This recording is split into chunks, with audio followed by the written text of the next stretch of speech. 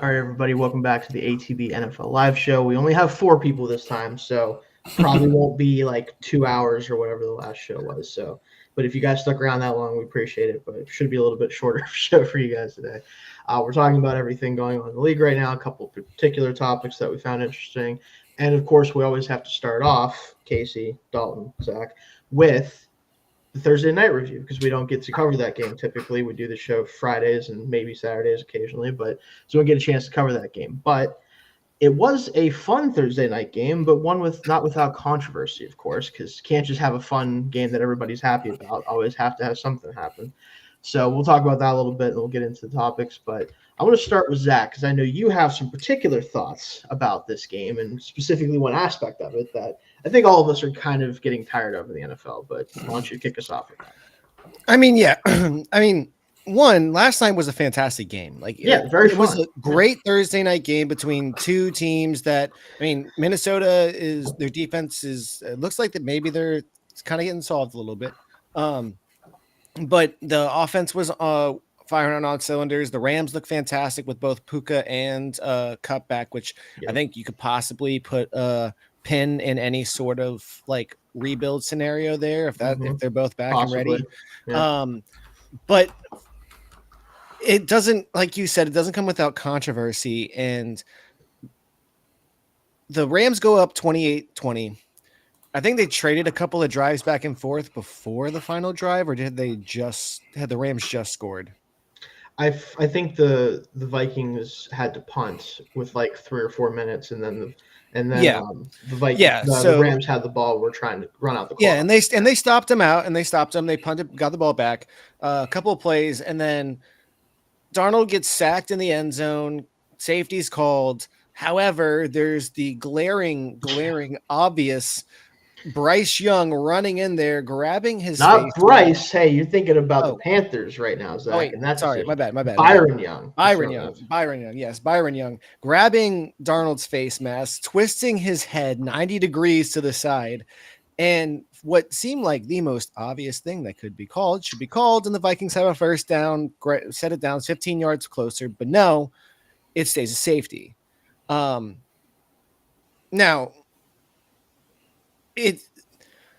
the pool reporting makes it even worse because there's literally a shot of Darnold's head being turned to the side with the back judge, I want to say it is, staring directly at it, or it could have possibly been the umpire staring directly at it. I'm sorry. If man's head is sideways, he has to be having his face mask pulled. I don't care if you don't see the hand on the face mask. That is not a natural motion for the helmet to move. They both officials that were asked about it said they could not have a clear view and could not call a penalty.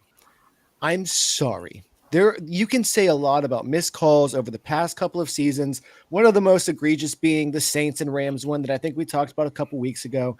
And yes, at least there is a little bit of gray area in pass interference for there to be a non-call or a call. Was the ball catchable? Was the guy in the area? Like all this stuff. There is no gray area for a face mask. Did the defender grab the face mask?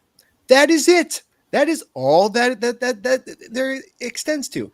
So we talk about this review process for all scoring plays, but we also can't correct one of the most obvious issues on that play that stops the Vikings from having a chance of tying the game and extending their drive. It just doesn't make any sense. And with the amount of effort and partnerships and all of the ads that the NFL and every single sports industry has with betting sites and betting and betting companies, it's kind of a slap in the face to the consumer for the NFL to be so no, we're not wrong. I'm sorry. They just didn't see it. No, I'm sorry. New York saw it. Make a decision, call it down and say, hey, y'all screwed up. You need to call this. Because every other sport has realized that, hey, for transparency's sake, we have to do this. There's no other way. You have reviews in NBA. You have reviews in the MLB. And the amount of times where it's a non-reviewable thing are so minuscule. Whereas the NFL, the list of things you can challenge is like incredibly shorter than the amount of things that are just like, nope, sorry, that's not that. You can't do that. Nope. But why? How dare we put our NFL refs in a bad light, possibly by you questioning if they made a right call or not, or if they missed the penalty. So it's just a bit egregious for the amount of, I guess, just smoke the NFL is blowing of like, we can't possibly be wrong, but then they won't do anything to. And this season alone, it's been horrific for the just amount of officiating discrepancies for them not to address something. It's getting outrageous.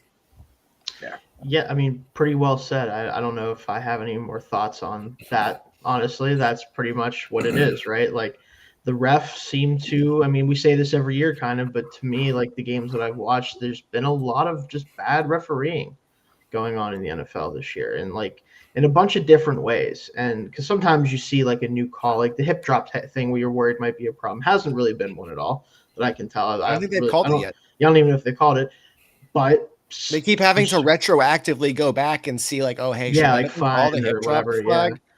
Like it's just been not great this year. And I think in this game in particular, when you have two teams that are playing so well and it's such a fun game, it just sucks when at the end of the day, like, yeah, we don't know if the Vikings would have used that opportunity with no timeouts and like a minute and a half left to go down and tie the game. We don't know, right? We didn't get to find out. That's the thing that sucks, right? Like maybe the outcome is the same ultimately, but because of that missed call, we don't get to see if Darnold can mount a drive, and we don't get to see if this game goes in overtime, and maybe makes it more fun. Like that type of stuff in a game like this, where the game is close, it does just suck at the end of the day. It's really just disappointing. And I have to shout out the Rams because they played a great game. Probably would have or should have won this game anyway, but it does make it a question mark a little bit to some people now, right? And this is the Vikings' second straight loss after the Lions took care of them, as I thought they might. Just throwing that out there. But I think that, again, like the Vikings have a case here to be really upset, obviously, because they could have possibly pulled this one out if given an opportunity. Yeah. My only thought on this, and I totally agree, I think that the only reason this is as big of a deal as it is obviously it was a blatant miscall, but the betting aspect, there's just so many more moving parts in all of this. Honestly, if the call was made, they still wouldn't have won because they were down by 10 anyways. So they would have drove down. They were down by 8. They were down by 8 because the safety gave them 10. That's right. You're right. Yeah. I apologize. I thought they were already. Right, but that's why it's so discouraging. Is that it could have changed the outcome of the game. It could have. Yeah. I mean, even college will call down and just be like, "Hey, no. Sorry, you can fix that." I just don't understand why the NFL is so just high and mighty that they're like, no, never. What our refs say happens. Yeah. That's it. The thing I will say with that, and I wanted to bring this up because we were talking about this element of it, I would, especially in certain situations at least, probably not in all cases just because I think it's a little too much, but I think in either the 2-minute situation, so the 2 minutes and then it'd be chaff, or whatever it may be, New York being able to radio down and fix penalties that were called but weren't penalties would at least be something, because I know this case wouldn't have changed this case, but I feel like if you start calling out penalties as they happen that didn't get called, that does get into like kind of a weird area where you're like, all right, like you're kind of changing, like no flag was thrown, all of a sudden there's a flag. Like I think that is fair to want that in some cases like this one, but I think at least if they had a situation where they call a holding call, right? And then they say who it's on. They have to say specifically who it's on. New York radios, and it's like, hey, that did not happen.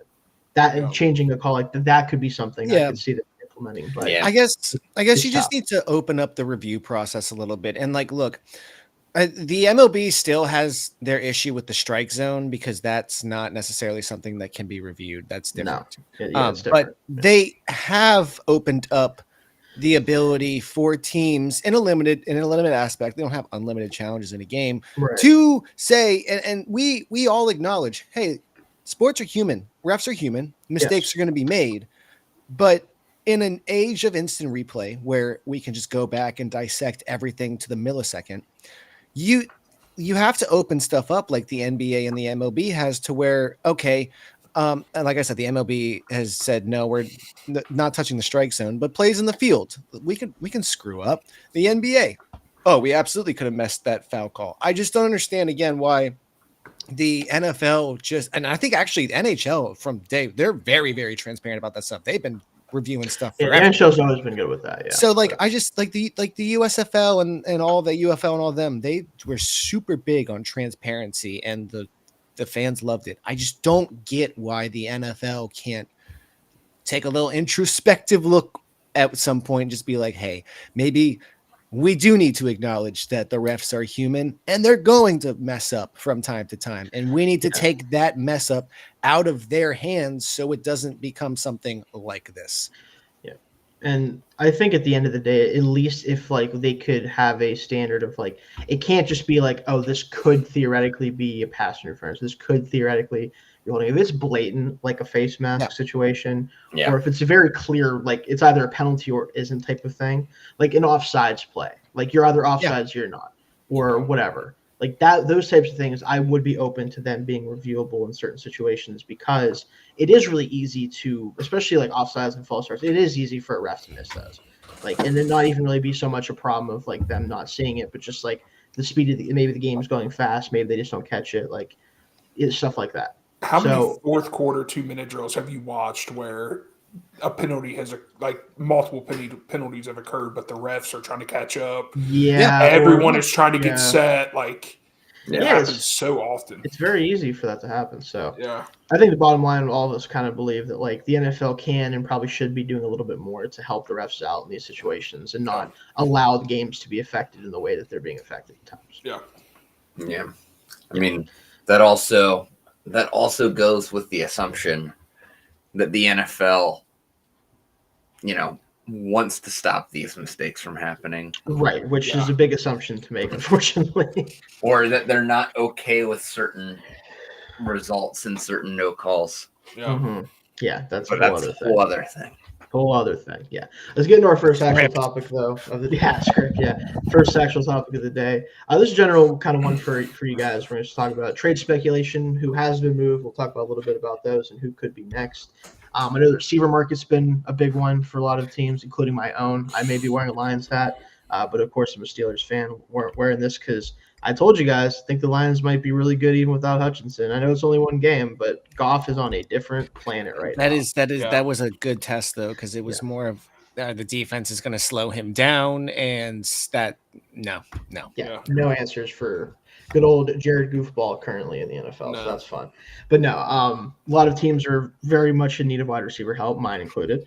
And unfortunately for them, probably the biggest fish that's been kind of put out there a little bit recently, Cooper Kupp, doesn't seem like he's going to be going anywhere considering where the Rams are at right now. We're going to talk more about the NFC West in general in our next topic. Oh, well, I know who's going to move next. But okay, we'll talk about Zach. But the point is there's a lot of receivers that have been on the market. We've already seen Devontae Adams go to the Jets. We've seen Amari Cooper go to the Bills. We've seen now DeAndre Hopkins moving to the Chiefs, which of course means he's going to be 5 years younger and all of a sudden. But the point is there's been a lot of receiver movement. We'll talk about that first, and then just any other guys you think might be potentially on the move. But you said you had somebody in mind, Zach? Oh yeah, it's another receiver. I will be amazed if Deontay Johnson stays on the Panthers. Yeah. Because from all I can understand, I'm almost positive he is not hurt and he is out this week. So yeah, that could certainly be happening. How ironic would it be? It's not happening, Zach. It's not happening. There's a reason why he's not on the team, unfortunately. And I mean, because you guys hadn't had a quarterback the past 2 years, and no, it's because they were not a fan of him in the locker room anymore, so it's not going to happen. But would I hate it from a football perspective? Of course not. But I also he's playing pretty. He's still a really good player, but he will probably be, dude. I still think the Chiefs should probably trade for him too. I don't know. That's great. But okay. So we talk about the Chiefs move and all of that. And say what you want about the Titans and how bad their offense is and the situations that their quarterback play puts the wide receivers in to not very, very much succeed.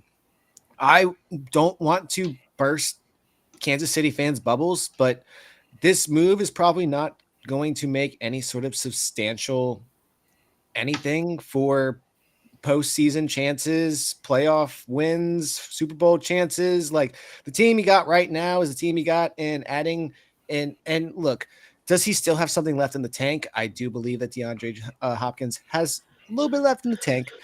maybe a bit more than like some other guys that we've seen moving around and stuff like that. But it's not going to be the game breaking, like, oh my gosh, you guys got DeAndre Hopkins and now he's going to become the like best wide receiver target in the entire league. Like, No, I think that this move for them is more about having another answer to the problem, which is how do we consistently put the ball in the air well? How do we replace every week when we lose somebody? Right. Like, I think that this is ultimately what it's about. And like they've shown that they can manufacture enough offense to win games, right?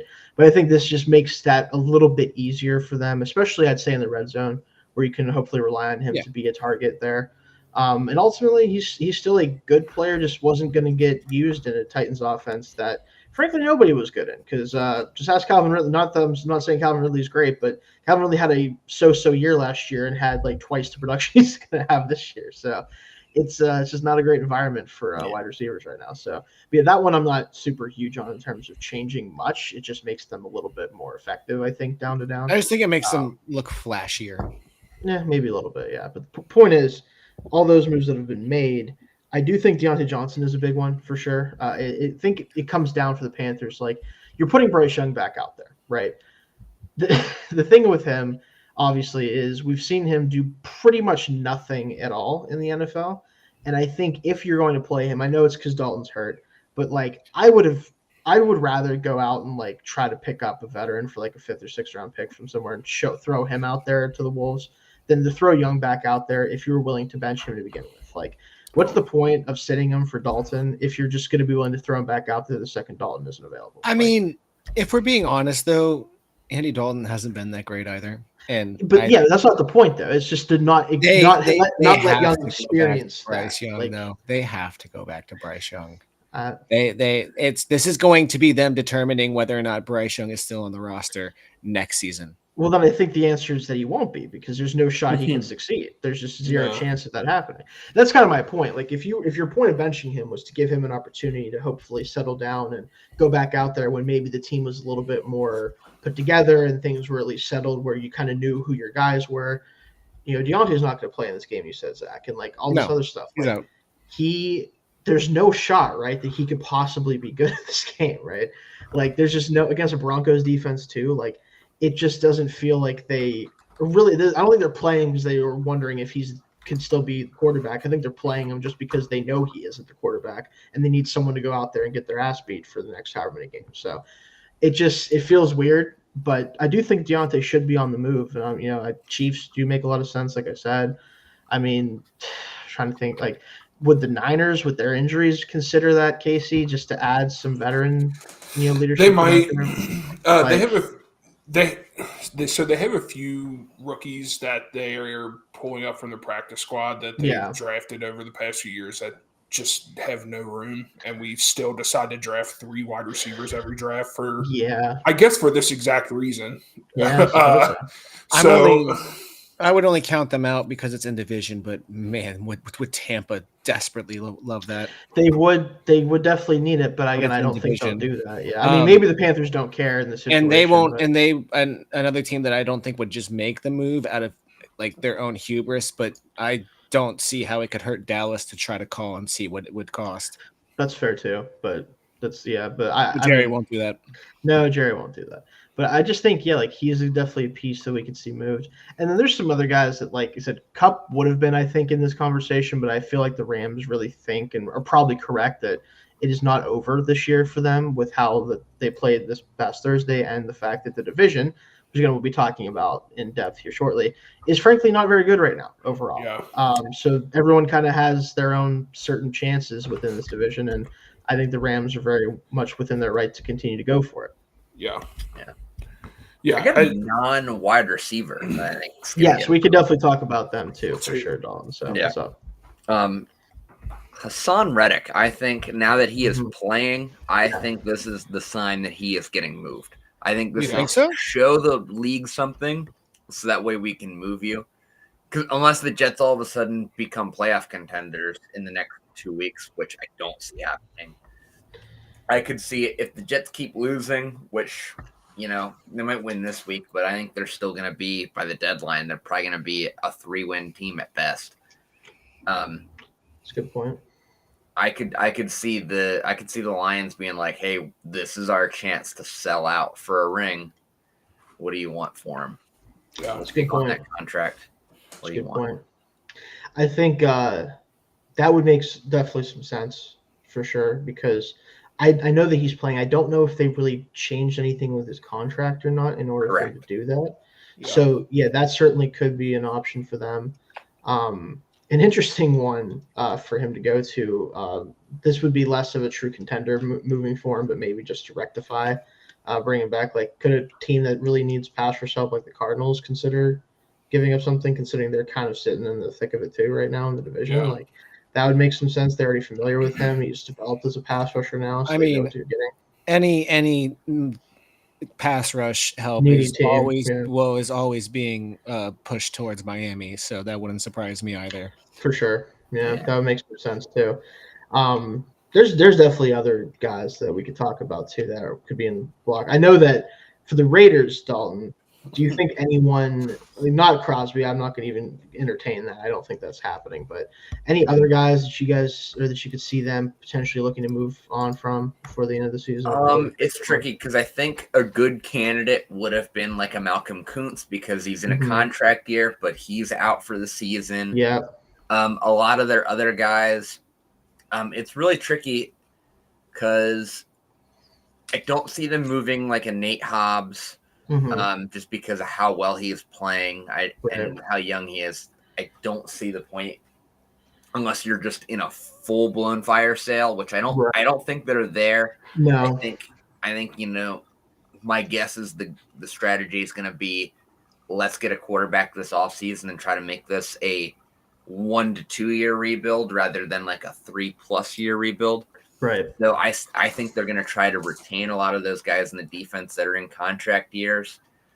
Do you think Spillane's somebody that you could see, or do you think they want to bring him back? I was just about to mention it. It just seems like it would be kind of crazy to move him when he has been the anchor of that defense. That's my point. Like, I was going to say, him and Scalpa both have been very impressive the past couple of seasons.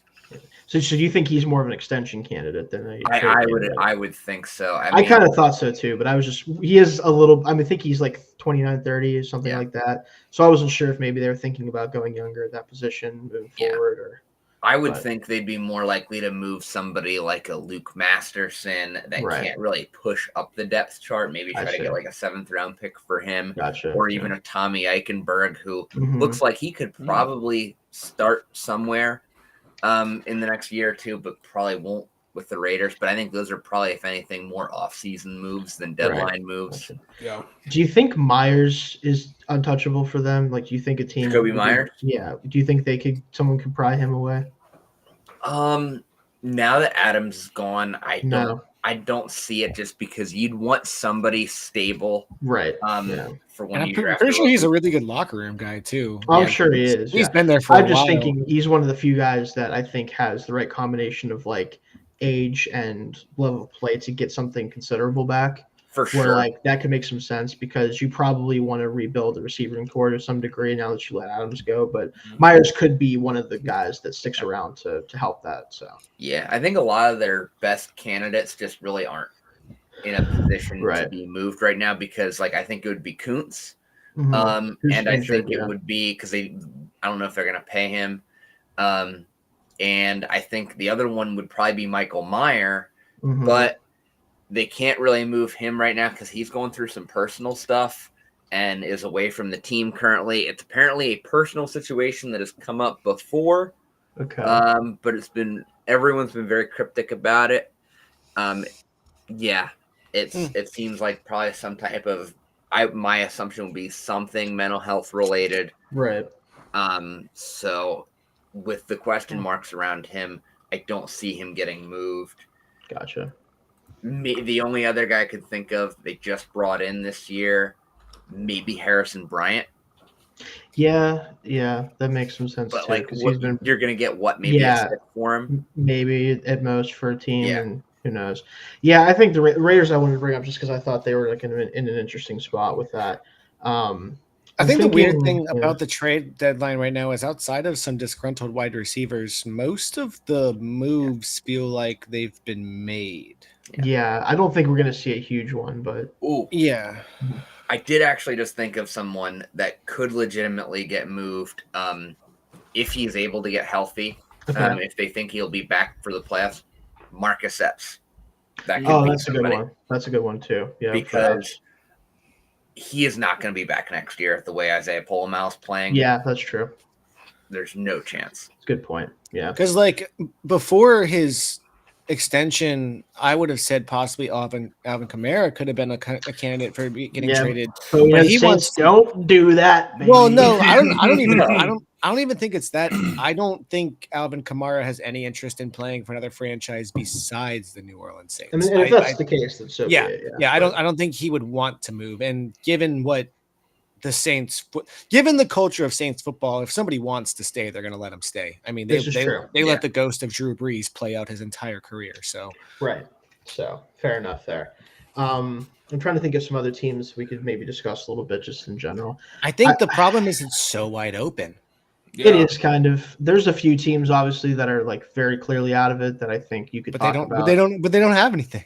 Yeah, like the Jaguars are an interesting team because like do you think like a Christian Kirk maybe could be on the board as a receiver? He could, but his contract is just ridiculous. Well, I think this is the last year of it, so I don't think you have to worry about fair. Like this would be essentially a rental that you could then try to re-sign him if it works, that type of deal. So and I can't imagine his cap number's too crazy to take on for the rest of the season. Yeah. You could probably rework it. But yeah, maybe they don't have a ton. Bixby. Yeah, I mean, they might be kind of. I feel like they might go off and trade ETN and keep Bigsby and roll on Bigsby. True. That's certainly possible. I think that's the big one I think could move. That's going to shock a lot of people, but I think the writing's on the wall is getting rid of ETN, in my opinion. It certainly could happen because he just has not been efficient since his second, like his real true rookie season. He just hasn't had efficiency. Yeah. I don't necessarily feel like he's in a position for. Like he needs a new surrounding. Like probably. I think it's just up in flames there. Travis Etienne, you are now a Kansas City Chief. That would be terrifying. Here's one, Zach. A question for you. Say Dolphins win like a game or two before we got 2 weeks before the deadline, right? I think it's 2. Say they win a couple games, but Tua goes down and is done for the year. Christ. Sorry. No, it's okay. It's okay. But do you hit up the Jags about Trevor Lawrence? That'd be awesome. I don't hate that. I guess here's my question because I don't watch the Jaguars like this. What is their offensive line situation? Not good. Not great. Is Miami's worse? Probably still because you have like one good player and like he doesn't play, so like Okay, so this is where we get into my weakness in football watching and analyzing and writing and all that is I am not a scout. I don't scout. I'm a draft person. Correct. So I can't tell you about Trevor Lawrence's like intangibles and all of that shit.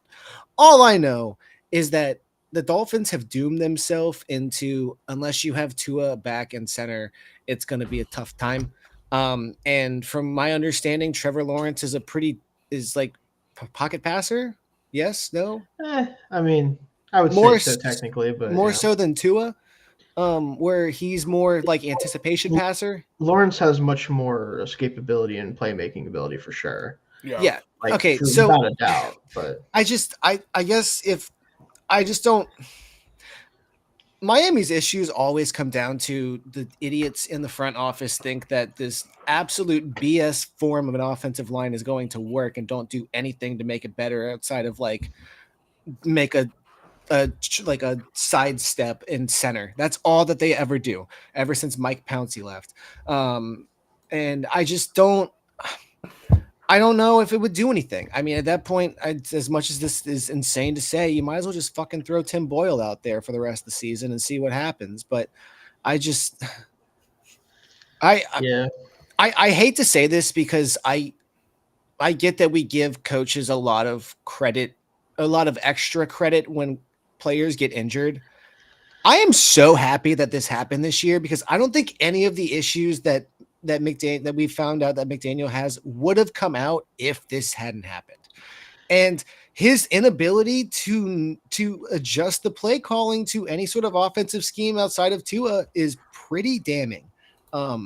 Like you can't, like, you're supposed to be the brains of the Josh of not the Josh McDaniel, the Kyle Shanahan offense and all that, the running coordinator, and it's awful. It sucks. You're not lying back, and the running game is actually doing well. You're not even going on it. So, like, I don't know what their issue is. If they win a couple games with Tua back and he gets hurt, I honestly feel like you call it quits and possibly you end up fire sailing yourself and might not see McDaniel with Miami next year. It's crazy. It's crazy to think that that's the way that this went, but I feel like it's just as damning to not win with this one guy, because the team shouldn't, with the talent of the team, it should not look like this with just one person missing. It's frankly disgusting. Yeah, it's rough watching Miami, man. Like it is, like, and like, of all the things, like I said, it's really, really, really hard to sit back there and think of the idea of firing a coach because of injuries. But again, if Tua had started every game this season and they had teetered by and done what they did last year, maybe you'd have the argument that McDaniel's not the problem. But this shows you that there is some massive coaching issues in that building. And you got to look at the front office too. The biggest constant of it is Chris Greer. I am a little amazed that he still has his job.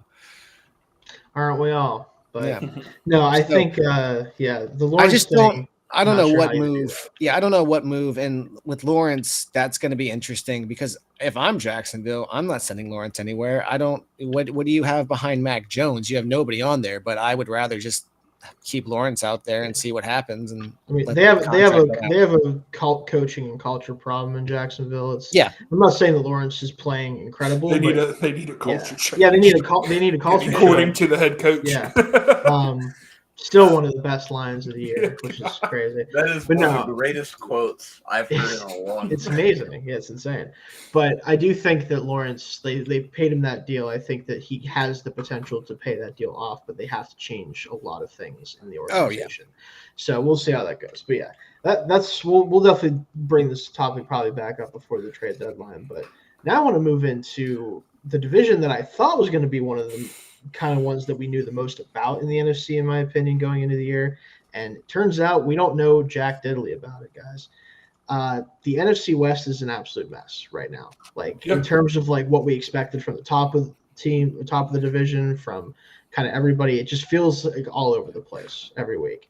And a lot of it is injuries and other things, but basically what I want to talk about is like how we kind of got to this point, and then also how do we think this ultimately shakes out given what we know about these teams. Yeah, Casey, you're definitely going first. Trust me. Because obviously I don't know why you would be going first other than What do you make of kind of the division in general this year so far, Casey? So I'll try to be quick, and I'll try to give a quick overview of everything. So Seattle's at the top of it right now, 4-3, and then it's just a hodgepodge of 3 and 4 teams below that. This division, like you said, was supposed to be one of the best going into the season. There were so many expectations for Seattle. San Fran obviously was a Super Bowl favorite this year. Arizona Gannon was starting to get something going there. And then Los Angeles is just Matt Stafford, Cooper Kupp, and Puka Nacua and McVay, just awesomeness. But these teams have just shit the bed in the games that they should not be shitting the bed in, and injuries have plagued this division. I'm not trying to use that as an excuse, because injuries are part of the game. Best abilities, availability, and obviously that's not happening here in the NFC West.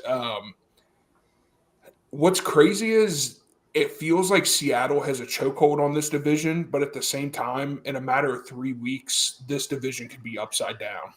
So I want to say that my biggest thing right now, and I know this is going to sound like a homer thing to say, but Christian McCaffrey is the X factor in this whole division. I feel like what's going to happen with Christian McCaffrey? I know that his Achilles issues are frustrating because it seems like all he can do is rest, but as soon as he re-aggravates, it's another week or two process. We have to wait.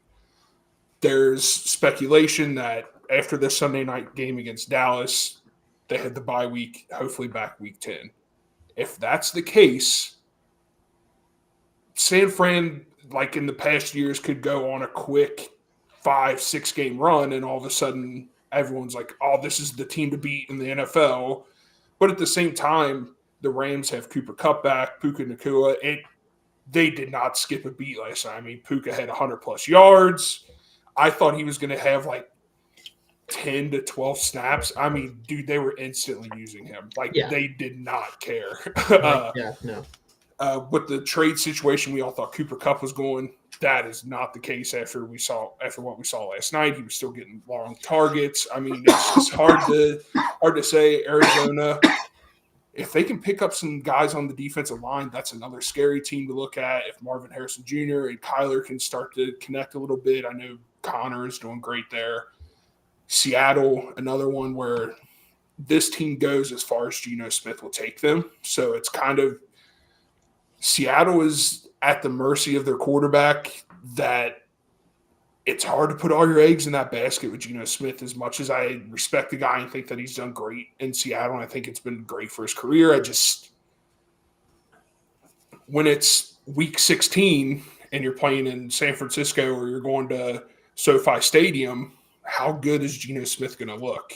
So that's my biggest issue here. And I know all these teams, I think the Cardinals and the Rams have 2 in-division games to end the season. I know the Niners have 2 games in the last 4 weeks to end the season. I think Seattle has 2 within the last 5 weeks.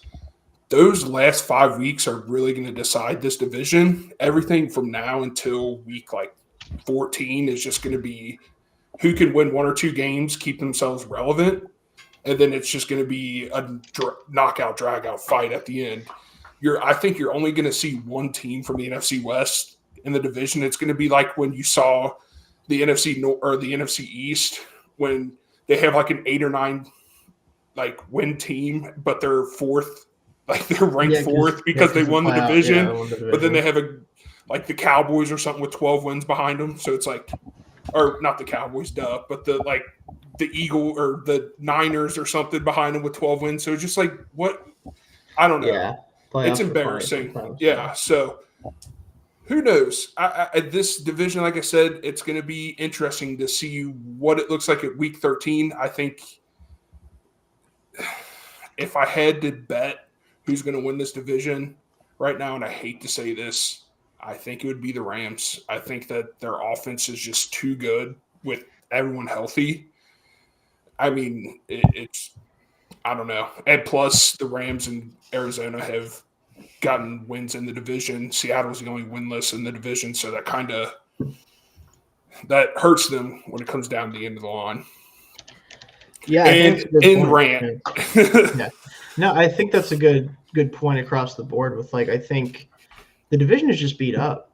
It just frankly is. The whole year, the Rams had their entire offense essentially explode in the first 2 weeks of the season. Yeah.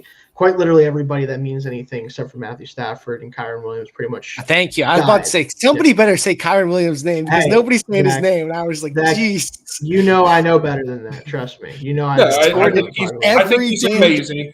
I was just trying to hit on the guys that were injured that came back. I think Stafford and Kyron have definitely. And the shittiness of the NFC West have kept them in this division, and now reinforcements are here. Right, but the Rams have obviously dealt with a ton of injuries. The Cardinals are just a team that's still trying to develop some chemistry with their guys. Kyler Murray's been up and down, but when he's on, some of his games, his game against the Rams in particular, maybe the best quarterback game or one of the 3 best quarterback games this year, honestly. But there's been a lot of inconsistency around that, so they're trying to figure things out. The Niners are either inconsistent or just injured to all hell too. And then the Seahawks are, like you kind of said, and I think in a little bit different way for me, Casey, I think that Geno Smith is propping this offense up because the pressure is enormous that he's under, quite literally and figuratively. Where, I mean, in the Falcons game where they dominated them, they've still allowed a 41% pressure rate. Yeah. It just didn't matter because Geno was getting the ball to where it had to go. When he's on, that team offensively is able to keep pace with pretty much anybody. Mm-hmm. It's just how often can you expect a quarterback to do that, no matter how good or bad they are, right? Yeah. And so it just feels like all these teams have particular flaws that could rear their ugly head at some point. or already have. And now it comes down to kind of like the Rams, like you said. I think that if I had to pick a team to take it, I kind of think that they're the team because they've dealt with the injuries, right? Now they could come back up, but if they get healthy like they have and stay healthy, then a lot of the Niners injuries, like McCaffrey, we just have no idea. Like we simply don't have any idea what he's going to look like, how much he's going to play, how long he can play with this issue that he's having. You're already done with Ayuk for the whole year. Debo seems to have something new come up with him every week, which is frustrating, I'm sure. Like, so there's them. Yeah, Kittle stuff. Like, everybody seems to be having something going on with them. Yeah. Obviously, Seattle's just up and down because of the inconsistency on defense, and also just the offensive line is really bad. And then, again, the Cardinals are a young team that is still trying to find its way, so I'm not really confident about them. The Rams scream like kind of the team that you want to pay attention to, and it's really interesting because I wanted to check this, and I'm checking it right now. So I'm doing some on-pod research. So excuse me for a second. Oh, good. No, I was trying to figure while it out. you're looking that up, like I forget who said it on Twitter, and I apologize for not giving you your flowers here, but I think it was a Niners inside reporter, and he just said it best. He was like, the healthiest wide receiver for the Niners right now literally got shot a month and a half ago. Literally, yeah, quite literally. So it's like, I hate being that guy and like trying to excuse everything for injuries. And I know that like, you don't have to hate it though, because it is about trust me, as a Miami fan, it is a valid excuse. Yeah. You look at the drop off last season for Miami. It was watching the center go down, and then the complete evisceration of the defense. And that's where I guess I feel a little different about the NFC North. I don't feel like it's been that bad. I think if you look over, NFC North has been great. Yeah, my bad. NFC West. I thought you were moving NFC North. No. It's just that they've been not what we expected and inconsistent. Well, but I mean, what can you expect from a San Francisco team ravaged by injuries? I feel like some of this context has to be taken into consideration. It is. That's my point. And that's to where I look at this division, and really what sticks out to me is the one thing I'm not concerned with for the 49ers is their defense. Their defense has been solid all season. They continue to hold it together. The struggles with the offense are like, it's rough because there's stretches where it's like, oh crap, you're missing the vital pieces and you can't, but you still, even at 3-4, you still got a plus 22 point differential, the highest in the division. You have the lowest points against. All the other three, while their offenses are doing pretty good, are at the mercy of whether or not their defense can get a stop at all. And that, I think that's my main concern with this division of anything, is not necessarily like the injuries. It's not that like, oh, it's not as hot of a start, because like, I think Arizona was vastly underrated coming into the season. When Murray came back last season, they showed some sparks. Adding Harrison is massive. And all this stuff. It's just, it's there. Seattle, we've said it before. They can't rush the damn ball. They can't do it. Sometimes they can when they're playing. When I'm playing Kenneth Walker in fantasy, he can score the touchdown. Every now and then they can pop one off, but like the rushing attack is rough, and that's when we talk about a 40% pass rate. It's pass or nothing. Los Angeles, they got their offense back. That's what it was going to take for them, was to get their offense back. But then you turn around the defensive side, like Los Angeles isn't awful, but like they're starting to find some stuff with the pass. They're starting to find some stuff. That's where I mean, we guys are talking about Christian McCaffrey. German doctors is never a good thing. So like I'm just saying, going to another country. I don't mean it that way. Oh, well, we know how you know. I'm just kidding. But like, yes, there are those question marks, but I still feel like overall San Francisco has the keys and the coaching and all the stuff to still be the thorn in the side of this division.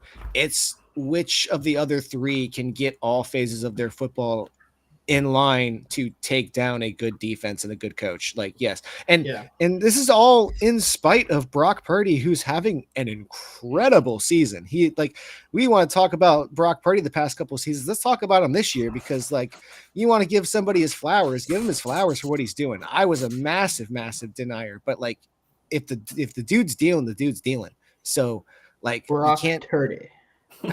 Yes, the last 2 years I would have said that because he was just throwing to open space. But no, he is an NFL quarterback this year. Yeah, he's doing more for sure. Yeah. I want to get your thoughts real quick, and then I do have some information to throw at you guys after the fact, but I want to give you a chance here. So here's how I look at the division. So to quote Denny Green, the Cardinals and Seahawks, they are who we thought they were. You know, the Cardinals are a up and coming team, but still very much kind of a mediocre team. The Seahawks are a very average ball club. Like that's just who they are right now.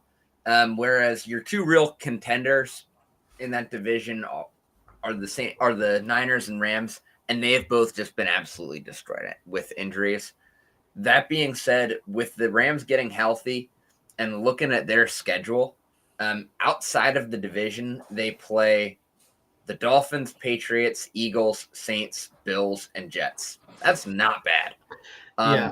I think that they could very easily in these last 10 games, they could very easily win 7 or 8 of them. And I think they could win the division pretty comfortably. So that's my pick. I don't know if anyone else is getting into the playoffs in this division just because I think time is just not on San Francisco's side. And I just don't think that Seattle's a playoff team.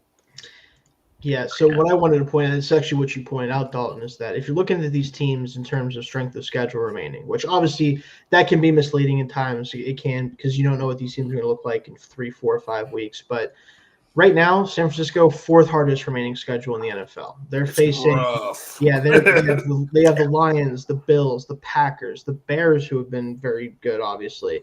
The Bucks, who may or may not be missing some guys, obviously still, so we'll see about that. And of course, the Seahawks again.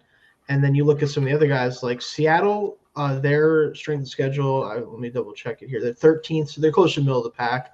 But then you get to the other two teams. The Rams have the 60th schedule left. Their hardest games are the Bills, Eagles, which who knows how hard that game is going to be, and then the Seahawks twice, which who knows how hard that game is going to be either. But then you talked about I would even say I would say 49ers at home is harder than the Seahawks games.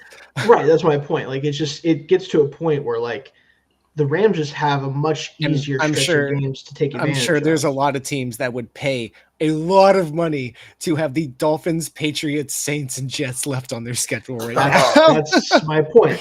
Like the Rams do have the upper hand in terms of talent coming back. Obviously, the quarterback play from Stafford is going to continue to increase as he gets his guys back and they get into rhythm. The defense is at least passable with the pass rush they've found, and I think they're finding ways to get that done now. I will say the linebacker group, they really probably wish they didn't trade Ernest Jones right now, but that's besides the point. Especially with how that new trade looks. Yeah, right. So I think ultimately, I love Jerome Baker, and I would never diss him. Right, but the point is the Rams clearly, to me, have the upper hand the rest of the way because of the guys are getting back and the strength of schedule, right? Yeah. Now, does not mean that Niners can't mount to come back, but it just does make their life much harder considering now that they have to do it the way they're going to do it. It also means that Geno Smith couldn't become unconscious and just go on a tear. That's the other question mark too, I think. But yeah, I think getting those 4 NFC North games out of the way while they were injured, that was probably huge. Yeah, I think so too, probably. But yeah, any other thoughts about the division before we jump to our next point? No? All right, cool. So I'm going to pull this up as well, and I'm going to just make sure I have the most up-to-date one here. But we're going to be talking about the current playoff picture. And I know we're not quite halfway through, but I kind of want to talk about what it looks like right now and kind of what we think might be different or the same once we get to the end of the season, right? So I'm just going to pull this up here. We can throw that up. Let me do that. And we'll even get fancy here with it. So let me just. Oh. There we go. So right now, I'm going to scroll through and we'll kind of take a look at it together here. This is what we have, and get out of here. I don't know, thanks, NFL. I already gave you enough of my money. We're going to take a look at the way things look currently and see, one, how different we think it's going to be, and also who we think pretty much are going to be locks and who might be frauds as far as playoff teams go. There's one that's sticking out already. Oh, really? Just one? Well, there's multiple, but there's one that is not like the others. Yeah, I would say so as well, but we'll get to that. But yeah, looking at it right now, just for everybody, Chiefs, Texans, Ravens, Bills are the top 4 seeds in the AFC in that order. No surprises there really. My Steelers sitting here at the 5 seed, which I don't still know how I feel about that. Colts and Broncos. Hey, you should feel a lot better after last week. I don't. Colts and Broncos rounding it out here at the 6 and 7 seed. NFC, we have the Lions, number 1 seed, of course, Commanders. Wouldn't have guessed they'd be here, obviously, so it's good for them. Seahawks, as we talked about, currently leading division by default because they have 4 wins. But you see, current is only 37% still, so even the predictor is not sure what to do with that division. Falcons sitting at the 4 seed currently, Vikings, Packers, and Bears. An NFC North show here at the 5, 6, and 7 seeds. So it could happen. It certainly could. But so let's start with just getting out of the way because I think there's some easy ones here. We'll start with the AFC. Who do you think in this group of 7 are absolute locks to make the playoffs? Well, I'm gonna go with Dalton here first. 4 division winners. Yeah, think, you think all? Yeah, I think so too. No, I can't see the top 4 changing. The only thing is the seeding. Yeah. And of the wild card teams, I think the least somehow, Shane, I do think the least fraudulent of the AFC wildcard teams is the Pittsburgh Steelers. I think they're. I mean, given how bad 3 that everyone else there, is, I will give you that for sure. I think the top 5 teams. Say what y'all want about the Broncos offense, but the defense with how good they're playing, they have like one of the second highest point differential in the AFC. Like that is substantial. If anybody, I think the Colts are the biggest frauds. I think the Colts are. I think Dalton was saying that my team is not the fraud. Which I'm just saying. Ironically, I would not. If we sit here at the end of the season, I would not be surprised to somehow see Sean Payton sitting there at a podium, like, "Hey, how about that playoff berth, guys? I got us there. The improbable, I know, but like just patting himself on the back." Right. So basically, we feel pretty good about these top 5 seeds in the AFC. In the NFC, it's a little dicier, I would say. What do we think for the top 4 seeds here? Do we think that we already know one of them we think is definitely going to change here, we think at least. But how do we feel about the rest of this top 4 group here? Number 1's a lock. Number 2, I think will still make the playoffs. I don't know if they'll win the division. Just depends on what Philly does. Yes. And then, honestly, the rest of the teams, even the Vikings, I could see the Vikings not even making the playoffs. Now, hear me out. I think they could go on like a tremendous downward spiral. There's a 2-game losing streak. 80% of me doesn't think that's going to happen, but I could also see it happening where it's one of those things we look back like, oh, this team started out so great at the beginning of the year, and it's like, what the hell happened to them? I'm just getting those vibes. Do you have the 7th highest strength of schedule remaining? Yeah, I think the Packers are a wild card lock. I just think there's too much good stuff going on in Green Bay, and like the beginning of the season was just a product of Jordan Love got hurt. There was a little bit of inconsistency. He's back. As long as they stay with how they're playing right now, I can see them continuing to win games and just lock themselves into the playoffs. I think it's going to be very interesting to see what happens between Atlanta and Tampa, because Tampa being so banged up now. Yeah, Tampa being so banged up, and like, look, say what you want about the Falcons, but the Falcons probably shoot themselves in the foot as much as like the Chargers and some of these other teams. Like they lose in dumb games. If they can win the games that they need to, they should be able to win the NFC South no problem. Because like unfortunately for Tampa fans, and like Bucky Irving's hurt too now. Like I don't know what moves you make to repair this offense in the short term for it not to be an issue. It's tough.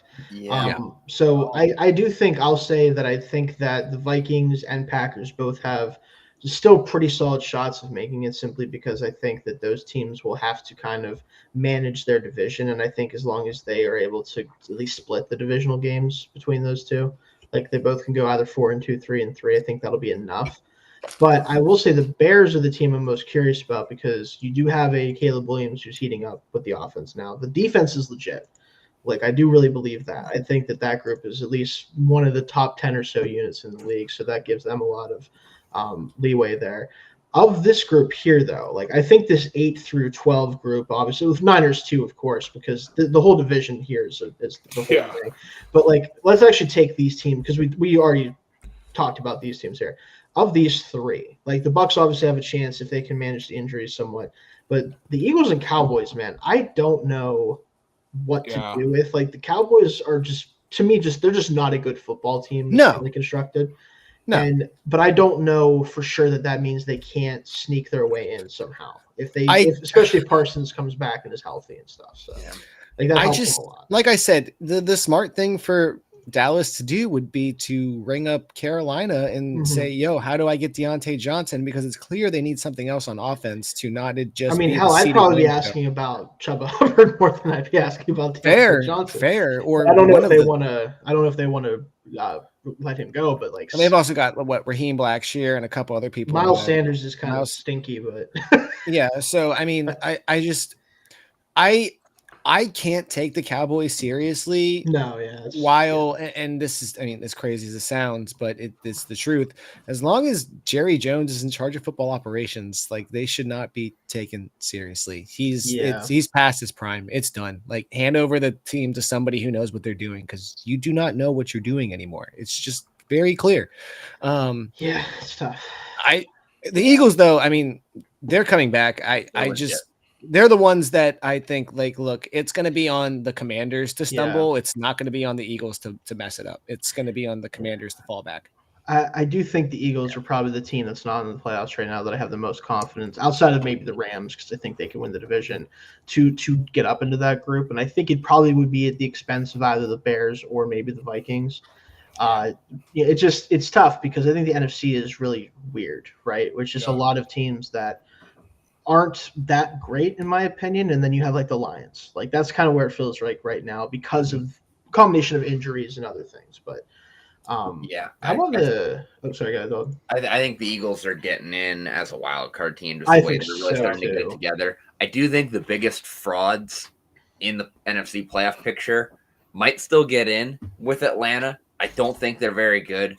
I really just don't trust them. And I do think if that Tampa Bay defense continues to play great and Baker manages to manufacture a couple wins for them, I think that they could still win that division. It's just, I mean, if they can scratch together a win, I know this is their model, but they have an 80% chance, according to them, if they win that game this week. Yeah. So, like, that's something we're going to have to talk about. We'll definitely be talking about later, but I think that they certainly do still have a chance. And then I think of the AFC, let's talk about that, because I think these bottom two, like Colts and Broncos, are certainly not safe in any way, shape, or form. I think the Broncos, like, to Zach's credit, I think they have a formula that they can try to rely on, but it just, you don't know for sure that that's going to hold. And they do have some tough games remaining. They're 12th in strength of schedule. They're certainly not, like, super high or low on that metric, but you look at, like, I do want to have the conversation, and I'll kind of throw them up here. Like, do we think, and I'll talk to Zach about this first, do you think, assuming Tua comes back and is healthy, do you think that the Dolphins have any chance of mounting a, like, playoff berth here or a wild card? I mean, I think they have a chance. I don't think you can count them out. I mean, the injury situation isn't that dire. It's just, I mean, because they have the second easiest schedule remaining in the league, behind Tampa, actually, believe it or not. So they at least have a runway, I think, here. Assuming, I don't know. Just scroll it back down, though, and look at those freaking percentages. I mean, they don't look good. We're the 10th seed somehow. Just because these teams are, because everybody else is so bad. Yeah, the bottom, like, 6 seeds. But it's the fact that they still give the Jets a 22% chance. Oh my Lord! I think that's them hanging on to dear life that might not be over. It's them looking not as bad. Yeah, I mean, I'm not gonna. Look, I'm a fan. I'm not gonna count them out. Am I optimistic? Absolutely not. Right. I can't tell you the last game that I watched because I just can't do it. I'll watch this week because at least maybe we'll do something. I don't know how much practice he has actually gotten this week. I know he got cleared today. Mm-hmm. So I don't know. I just don't. The rust factor is going to be a thing. It is. He didn't get more than 2 games. He got 1 in. And my big thing though, too, Zach, and the reason I wanted to ask you this first is, and I feel like you'll agree with me when I say this, I did not love the way they looked before. No. People brought that up. They did not look great. But there's not a guarantee they just insert him back in, all of a sudden they're good. I guess, yes, they didn't look great at the beginning of the season, but also a majority of the league didn't look great at the beginning of the season. That's the product of you can't really play your starters in the preseason anymore because of injuries and all that BS. And you just can't simulate on-field play without playing on the field, and the preseason just does the same thing. It's tough. Like I think I said this before on the show. Once you hit about week 4 or 5, that's when you really see people get out of their like, oh, it's the beginning of the season funk, and then they're playing how they should. But that's even bigger to where we talk about Tua only played 1 game, and then he got hurt like an extended outage. And I mean, I definitely believe that he could have come back before before this week now, but they had to put him on IR for optics. And I know a lot of people are on that in that camp, and I do get that. I'm not going to be the one to speculate that, but I based on stuff that I know, I'm like 90% positive that that's the case. Right. So it's. Yeah, the team I do want to talk about though in this group, but I think you want to talk about a bad division. I think this is the division you look at and you're like, man, AFC sucks. AFC conference, especially AFC and the AFC East, it is nothing from the preseason expectations that we were hoping. No, it is not. Even the Bills look suspect at times. They do. Yeah. The team I think we need to talk about the most in this group, though, between the 8 and 10, is the Bengals, because as much as the defense is a problem, Joe Burrow is just playing out of his mind trying to keep this team relevant, and I'm not going to be shocked if he does it. Now, does that mean that they try to get anywhere close to challenging for like the division again? No, I think that's far away. But they have a middle pack strength of schedule. They do have the entire, except for their game that they had against the Browns, obviously, they have their entire AFC North schedule. So, no, they play the Ravens too. So they have 4 games left in the division to deal with. But if they can just split those games, I think the rest of their schedule is certainly attainable, like in terms of getting to 9 or 10 wins potentially and sneaking in a lot of card. 9 and 8 is very attainable, and 9 and 8 I think gets you in the playoffs in this AFC. I don't think the Colts stick above 500 ultimately. I don't think the Broncos are going to be a lock to do that. So one of these two probably falls out of this race. And then it leaves, do a Bengals Chargers jump in here? Do a Bengals Dolphins? Yeah, the Chargers are weird just because I just don't know what to do with them offensively. Yeah. I will make a bold take that if the Bengals do end up in the playoffs, unless Mike Brown has an absolute epiphany in the offseason and has massive franchise changes, it'll be the last time that they see the playoffs in a few years. Yeah, I mean, I still am curious because I don't see how when they're going to pay Chase or Higgins comes back on this roster. I don't see them retaining. Maybe Chase, but Higgins is absolutely gone after the season. I do agree that I think Higgins is gone. I do wonder if Chase even that franchise is just weird. That's all I can say. Yeah. Someone who's been around it a lot, it's a weird thing. But any other thoughts on the playoffs or anything before we jump into? I mean, as you guys said, the Chargers are an interesting team. I would not be surprised to see them make the playoffs, but I could also see them not sniffing close because they just do weird stuff. I just don't trust the offense. I don't. It's really weird. It's a weird fit. It just is they're trying. They have a great quarterback with an awful passing game. In terms of the weapons that they have to work with. Jim Harbaugh Will Dissly was the leading receiver for this team. Jim Harbaugh still has his college football pants on and just needs to put on his NFL pants. And, I mean, Justin Herbert has no business in a Greg Roman offense. Simply doesn't. He just doesn't. I'm sorry. I get what they're trying to do. It's Alex Smith all over again. Yeah, and it sucks. It's literally Alex Smith all over again. And hopefully they find a new coordinator instead of replace the quarterback, right? That's ultimately what I have to say about that. But Chargers are still certainly in it, just out of they have a very interesting team build, and if they figure something out offensively consistently, then they definitely have the defense to at least stick around. So you know what I would love to see? What? Great trade in the offseason. Okay, here we go. Here we go. Just a thought in terms of fits for both offenses. Chargers and Eagles to swap quarterbacks. Tell me that wouldn't be wonderful. Just that would be Herbert awesome. In that It would be offense with hilarious. those weapons would be terrifying. It would. And be. Jalen Hurts wait, ideal Greg Roman quarterback in existence. Didn't Justin Herbert just have what's his name as his offensive coordinator? Yeah, but did he have AJ Brown, Devontae Smith, Dallas Goddard, Saquon Barkley? No, he had Keenan Allen and Mike Williams. Who play what? Also, games together a year? I know. That was a joke. That's more Sirianni's offense than it is Kellen Moore's. It is, but yeah. Point is I agree with that. Obviously, will not happen, but it would be awesome, probably. No, but they'll just draft. The Chargers will just trade Herbert to somewhere stupid and then draft like Jalen Milroe or something to run option or something. I don't know. Point is that's a whole other conversation for another day. Jim Harbaugh will sell his soul to get JJ McCarthy back. He probably would. He legitimately, unironically, probably would do it. McCarthy would die in that offense in the NFL. Oh, dude, it's not good. No, but let's get into our game picks for this week. We'll try to get through them, relatively quick. I know Casey, you have to go here soon, so we'll try to move on quickly. If we don't get any, you can definitely kind of throw yours out before you leave. Yeah. But let's start with Jets at Patriots here. Jets are heavily favored. Even at I think they should Patriots. be. Yeah. I get it because the Patriots are bad, but like part of me is like, they're the Jets, man. This could be the final nail in the coffin, in my opinion. I'm not picking that. I'm just off the top. I'm not going to pick that, but it feels like it could be. Like it's not out of the realm of possibility.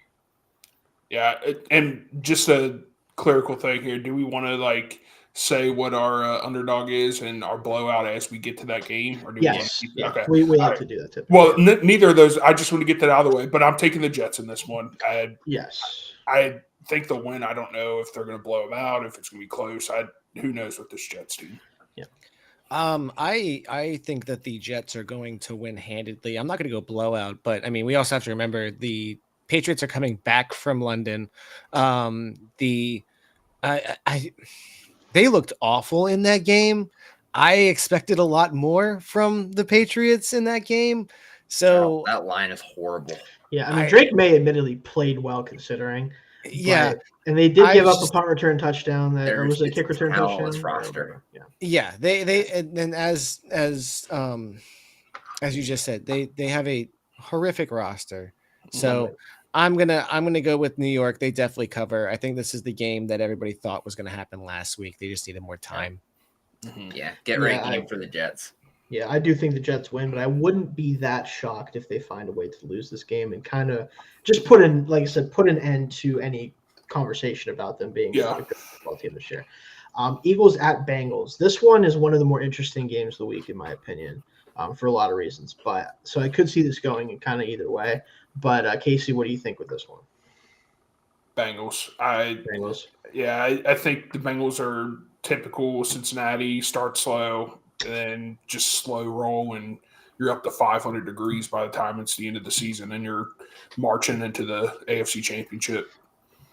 Fair enough. I'm not saying that that's what's going to happen with them this year, but it feels similar to seasons past. Fair enough. What do you got, Zach?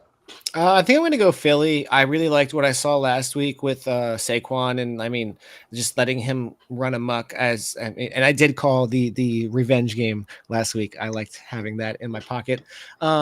But I also think that this is going to be a good week for them to get the passing game just more in tune. Just let AJ Brown and Devontae Smith go nuts. Cincinnati's defense is still suspect, and I'm more trusting of Philadelphia to match score for score and get a couple more and be able to get the stops than I am with Cincinnati. So fair enough. What do you think? That's really what it comes down. I think the Eagles are built enough where I think they can get enough stops that they can just make this a quick game on the ground. And I think the Eagles are just built to win this game the way they're playing. Fair enough. So I'm actually up with Casey here. I got the Bengals at home. I think the Eagles are impressing me more the last couple of weeks that I've seen them. But I have a feeling this is one of those games that they're going on the road. They have to play a team that is hot right now offensively. I wonder if this younger secondary can match up, especially if Higgins plays. I know he is dealing with like some sort of injury apparently today, so he might not play, which would affect things a little bit. But in general, I still feel like this is a game that they can win and ultimately will kind of give themselves a chance to get back into that playoff race. But let's move to the Packers at Jaguars here.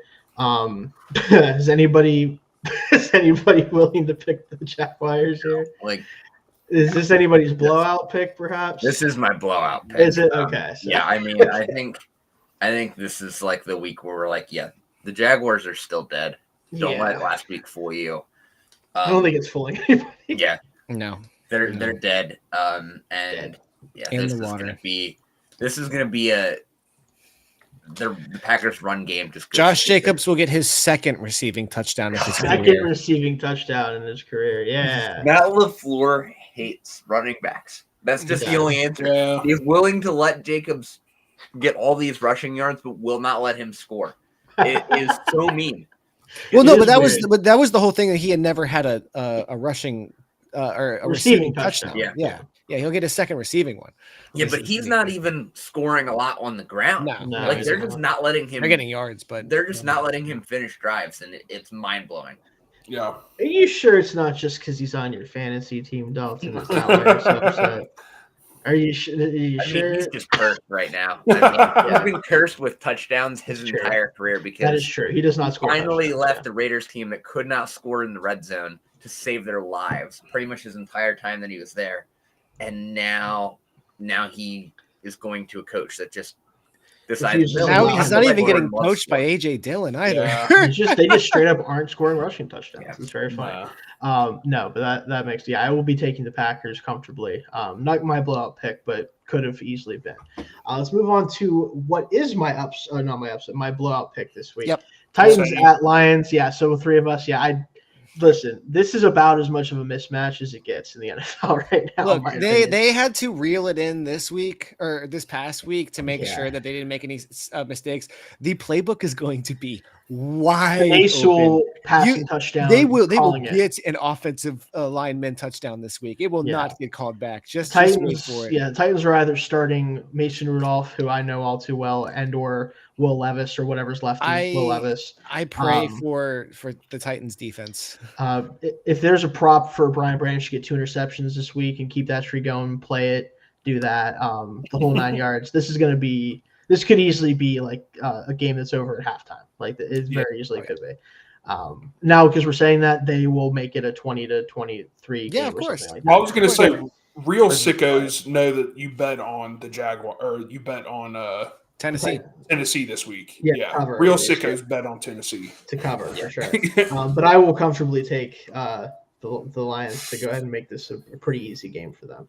Falcons at Buccaneers. This one is, of course, very important for the playoff seeding and also an interesting test to see what the Buccaneers currently look like without any of their top playmakers, right?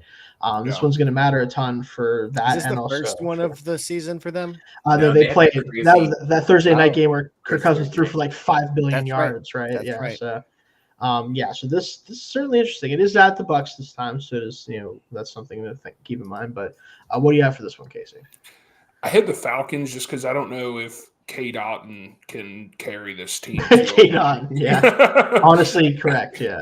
Yeah, so I have the Falcons. I think it'll be a lot closer than I think the spread's 2.5 or 3.5. I think it's gonna be pretty close. But I'm taking the Falcons in this one. What do you got, Zach? I'm going to go the Falcons as well. If this game had been a few weeks down the road, I think maybe the Buccaneers could stand a better chance of like knowing where they stood and like what their plan was. But this being the first game after losing Mike Evans and Chris Godwin, and like I said, Bucky Irving's hurt too. There's just a lot of things for them to come back from that. I know that Atlanta's, but I don't think they can Atlanta that hard. This isn't the Super Bowl after all. Fair enough. I get that, but divisional game, hard to beat a team twice, and divisional game at home too. I think Tampa Bay finds a way this week. I do think this is a week that Atlanta's a little bit. And yeah, I just don't have any faith in the Falcons to be a good football team. I think that they are just continuing to try to pretend that they are not a mediocre club and need a serious rebuild. Like they need to really make a lot of changes, and like just adding Kirk Cousins is not going to make them a good team. Yeah, I get that. I will be taking the Falcons though too, just because I need to see what this Bucs team looks like without those guys before I'm willing to pick them against a team that is at least in the same wheelhouse as them, right? You know, if this was the Panthers coming to town or something like that, it'd be different. But I at least want to see what they look like against a team that is at least in the same kind of stratosphere as them. So, but I wouldn't be that shocked if they do pull it off, though. Like you said, Dalton, it is certainly not an easy game. Baker had nobody in Cleveland made it work. That's fair. Or at least when he did have somebody, he acted like he didn't sometimes, which is very funny, but that's beside the point. Casey, I want to let you kind of go down the line here and give me your picks. So you can, okay. Yeah, get out here. So what do you got for Cardinals and Dolphins? Taking you would start with this one. Yeah. I'm going to say, I'm sorry, Zach, but I'm going to say the Cards in this one just because Don't be sorry. I just don't know what Miami's going to – like you said, Zach, if we could look at this game 3 weeks from now, I could have a different thought on it, but I'm taking the Cards in this one. Fair enough. How about Ravens at Browns? I'm taking Ravens, and this is my blowout. Makes sense. Yeah. Makes sense. Fair enough. Yeah. What do you got for Colts at Texans? Texans. I mean, I think that one could be another blowout, even though it's a division game. Fair enough. Saints at Chargers. Ugly game. I have the Saints in this one. Ooh. I think this game sucks so bad that it's a toss-up. I'm taking the Saints as my underdog this week. Okay, there you go. Come on, Spencer Rattler. There you go, hopefully. Bills at Seahawks. I'm taking the Bills in this one just because I'm not even going to say what I was about to say because that'll jinx me. But I'm taking the Bills. Fair enough.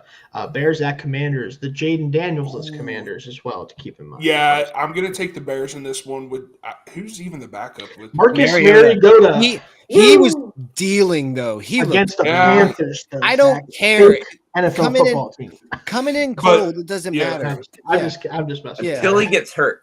Until he inevitably gets hurt. Yeah, and then whoever the hell the third quarterback. Yeah, I saw a Raiders fan online, and they're like, "Come on, Marcus Mariota." It was a Falcons fan. He's like, you couldn't do any of this when you were with us. What the hell? Yeah, I wonder whose fault that was. Yeah, I'm taking Bears. Panthers at Broncos. I wonder who you're picking in this one.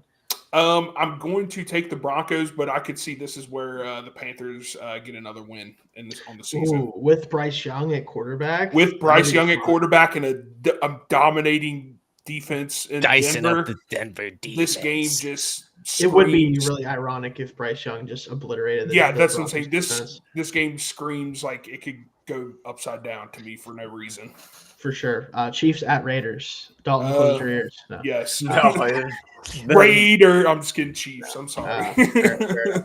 Cowboys at your 49ers. Can they get a win at home against the Cowboys team? I'm taking the Niners. As we were just talking, I was looking at some injury things because Shanahan just talked. Juwan Jennings is out again. That sucks. Jesus Christ. I hate that. Like, I'm like really upset that Juwan Jennings is like the most. You should be. He's got the best receiver in the year. So Juwan Jennings is out, but Debo, Kittle, Lenore, and one other guy should be back. They're questionable. With Micah Parsons out again this week, I'm going to take the Niners on this one. But America loses in this game. This is true. You're correct. And to finish it off, what do you think about the future of my Pittsburgh Steelers? I'm going to grab me a Permanente brother sandwich, and I'm going to watch me the Steelers. Fair enough. All right. Appreciate it. Thank you very much. We'll backtrack through these games, but good luck on your I think you have a meeting to go to. So yeah. See you guys.